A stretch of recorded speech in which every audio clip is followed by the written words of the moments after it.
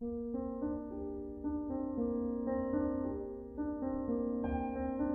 to my first ever hopeful video. Today we're starting with June, and I would love to share with you some of the things that I have for this month that I'm hoping to get done. Again, no pressure on my part, just because I don't know, I've been trying to get myself to finish certain things, but not all things can get done, and that's totally okay if I don't. So in my planner I have written my TBR and watch list for the month. Again, will I get to all of it? Probably not. So for this month, I wanted to go based off of a feeling that I had, which was, welcome to hell, darling. If you don't know what that means, it just kind of feels like that feeling of you're on vacation and then suddenly your partner, your family, disappear for a day or two, and then they come back. They're not acting the same. Or maybe this beach place isn't so cute and quaint. So that's the vibe we're going on. Hi. Do you like suburban horror? Do you hate HOAs? Do you also dream of another housing market crash so you can finally afford your own home? I might just have the book for you. I'm Vincent Tirado. I've never read anything by this author. However, I'm really excited to see. Did I accidentally spoil it by looking at some reviews? Yes. And it doesn't sound good, but the plot looks good. Some people have problems with the main character, but we'll see what happens. So, the next one is The Last House on Needless Street. All these things are true, yet they are all lies.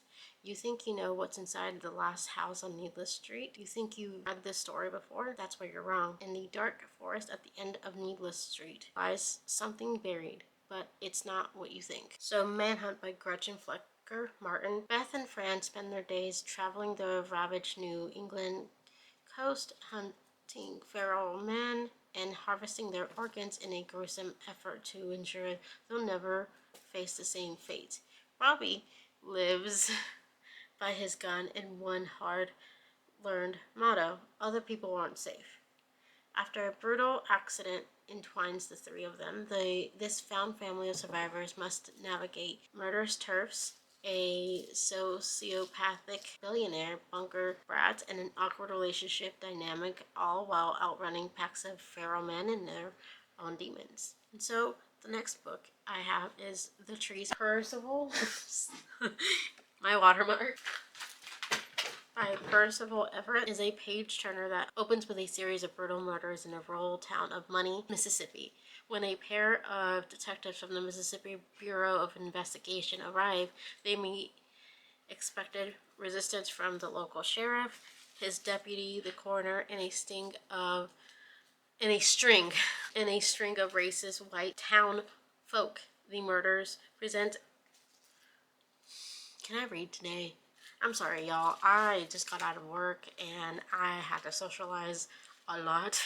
As a librarian in the summer, we have a lot of summer programs that we're trying to help people sign up for, and it's just been pretty crazy. But anyways, let me start over.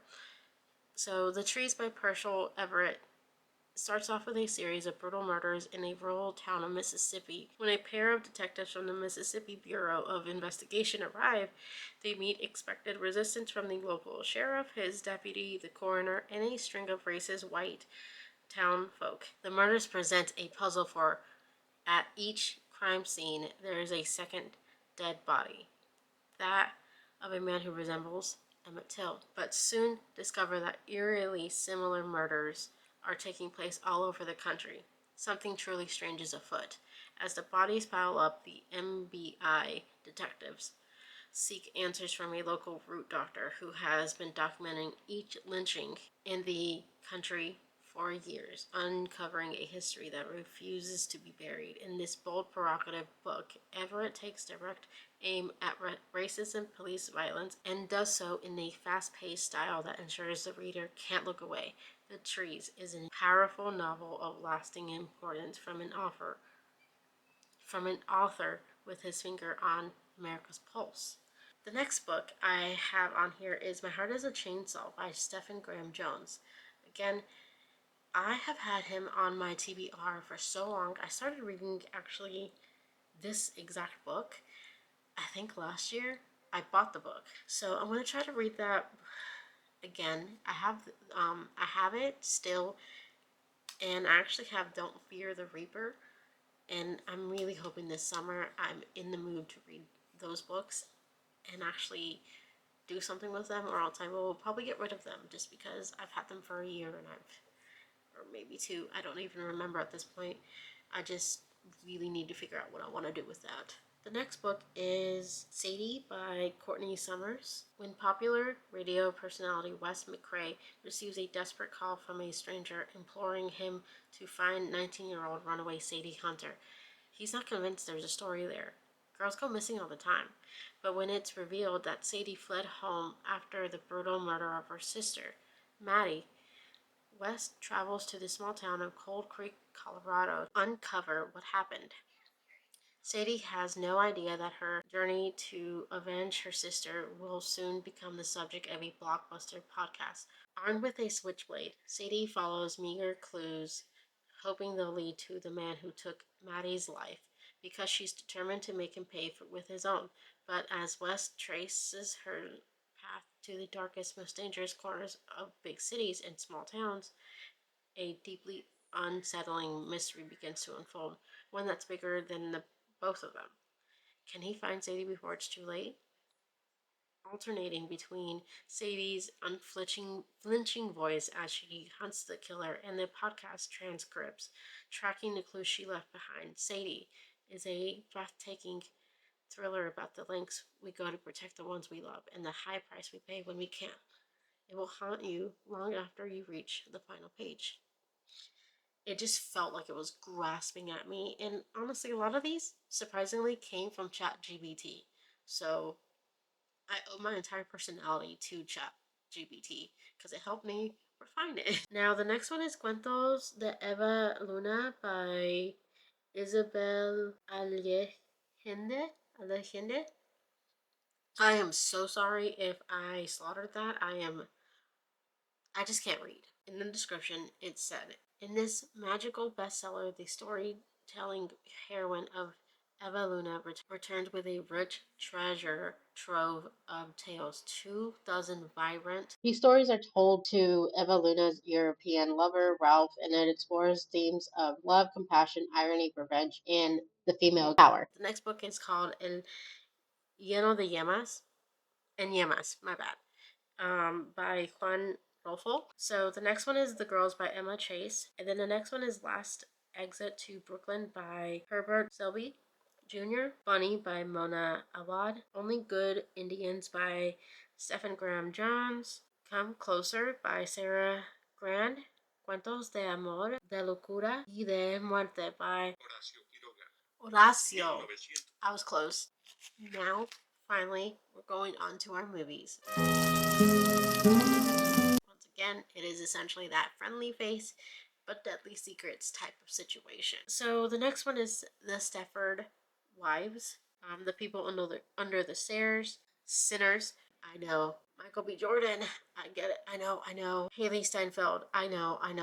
I just have been very stuck in a pattern of cozy YouTube, and it's just, I'm working on it, okay? So, speaking of YouTube, the next one is, I think, a Thai drama. This is on YouTube. It is called Yes or No. The next one is One Cut of the Dead. It's a Thai drama. It's on Shudder.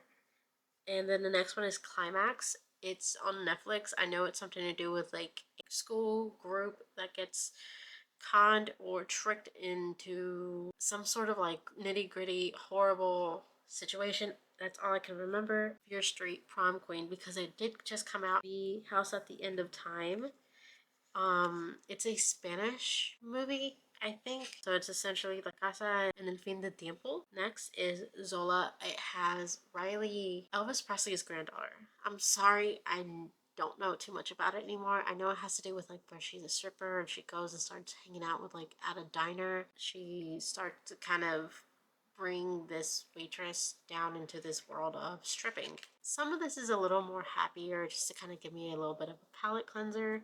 So, A Boy Love Drama, Thai drama. It is called Gap, the series. It's on Viki if you're ever interested. I know that it's kind of one of those coming of age TV series. Los Spookies, I did start watching that probably like a year or so ago, and I was really sad to hear about them canceling it, so I stopped watching it. But now I want to watch it again because it's a cute little quirky little Spanish TV show that I think a lot of people would enjoy. Sirens. It has the actress that played Rhaenyra from Game of Thrones. That is essentially my TBR, my watch list. I did pick this book up during my shift.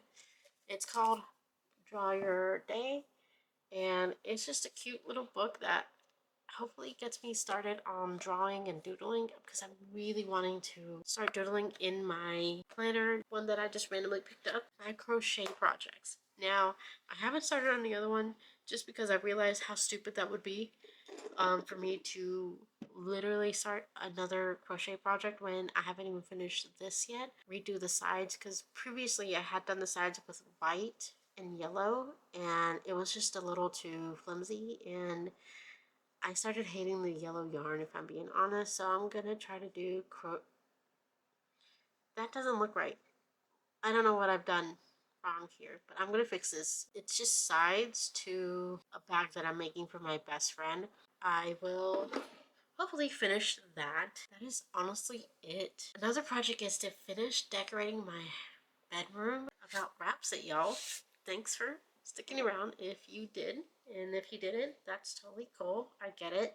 I am a rambler. But yeah, if you are someone who enjoys vintage stuff, thrifting, antiquing, people talking about working at the library, and just doing things that are supposed to be aesthetic but never does it correctly enough, that is you. Please stick around and I don't know, chat. Tell me what you guys are doing for June. I'm gonna go ahead and change and get out of my attire, and I'm gonna try my catchphrase. And please, please don't judge me.